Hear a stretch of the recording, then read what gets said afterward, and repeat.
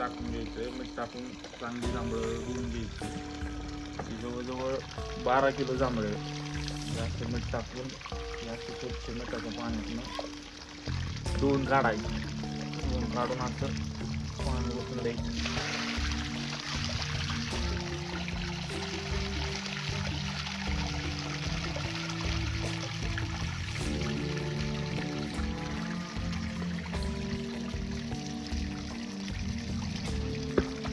हे 2-3 वेळा चांगल्या पाण्याने स्वच्छ जांभळं धुवून घ्यायची. आज आपण व्हिडिओमध्ये जांभळाची वाईन कशी बनवायची हे तुम्हाला दाखवत आहे. हे मिठाच्या पाण्याने धुवून घेतल्याच्या नंतर ह्याचं निर्जंतुकीकरण होते. जांभळं स्वच्छ निघतात.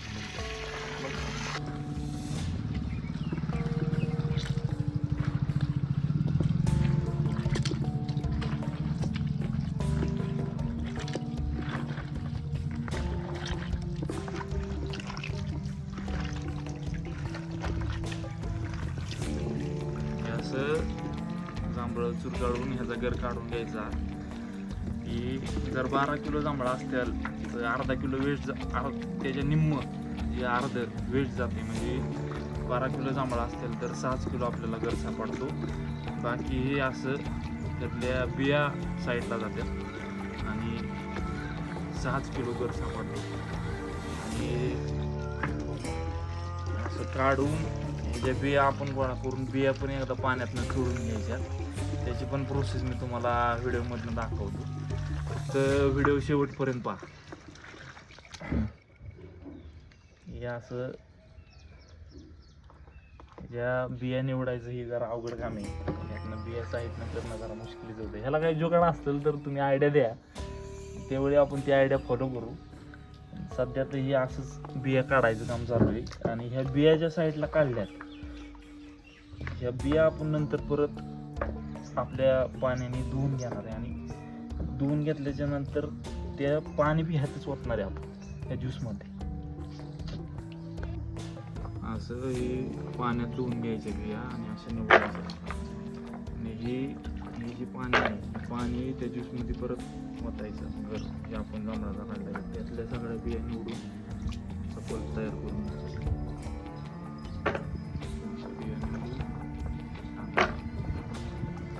बिया त्या ज्यूसमध्ये जाऊन द्यायचं नाही. कारण बिया त्या ज्यूसमध्ये गेल्या तर वाईन पुरट होऊ शकते. कारण बिया हा जांभळाचा पुरट असतो. त्यामुळे शक्यतो त्यामुळे ज्यूसमध्ये जाऊन द्यायच्या. झाला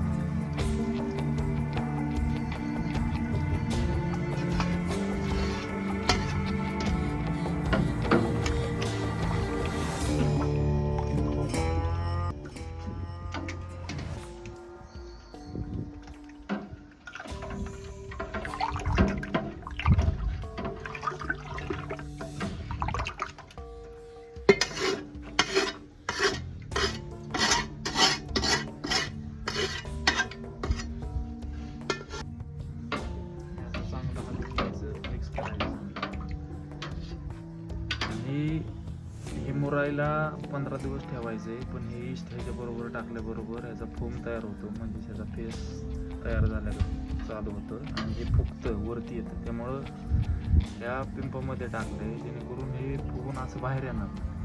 हे पिंप आता अर्धे हे उद्या सकाळी कमीत कमी एवढं असं फुगत.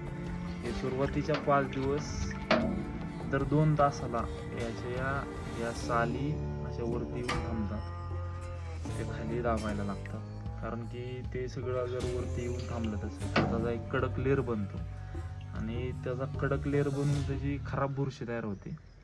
खराब बुरशी तयार होऊ नये म्हणून आपल्याला ते दर 2 तासांनी या झाऱ्याने असं खाली दाबायला लागतं. आणि हा झाऱ्या आपल्याला दरवेळेस स्वच्छ करून स्वच्छ धुतल्याला स्वच्छ झाऱ्या वापरावा लागतो.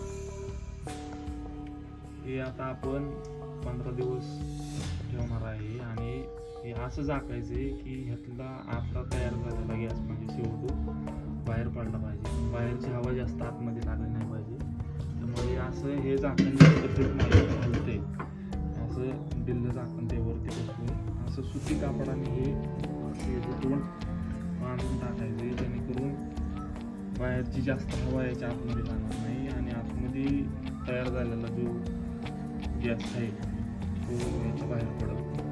आणि हे आपण सुरुवातीला 5 दिवस दररोज खाली त्याचा हातवरती आलेला लेअर दाबायचा आहे. लेअर दाबतानाचे पण मी व्हिडिओ तुम्हाला दाखवतो कसा वरती लेअर येऊन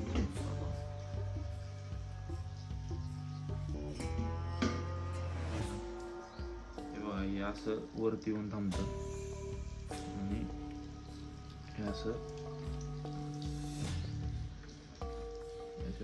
बबल्स खालनं सोडतं. हे असं गॅस सोडते खालनं असं. हे प्रत्येक 2 तासाला असं हे हलवायला लागतं, नाहीतर मग ही वरती जी लेअर तयार झाला याच्यावरती खराब बुरशी तयार होते. त्यामुळे असं मिक्स करून घ्यायला लागतं. आणि हे तोडताना हा जो आपण झाऱ्या वापरतो तो झाऱ्या आणि सगळं स्वच्छ पाहिजे आपला हात. तर ते हाताचं काही खराब वगैरे आत पडलं तर हे खराब होऊ शकतं. हे खराब होणार नाही ह्याची खूप काळजी घ्यावी लागते. एकदा जर काही जर खराब बुरशी तयार झाली तर ते खराबच बुरशी वाढते आणि मग वाईन खराब होते. हे असं तुम्हाला दाखवल्याप्रमाणे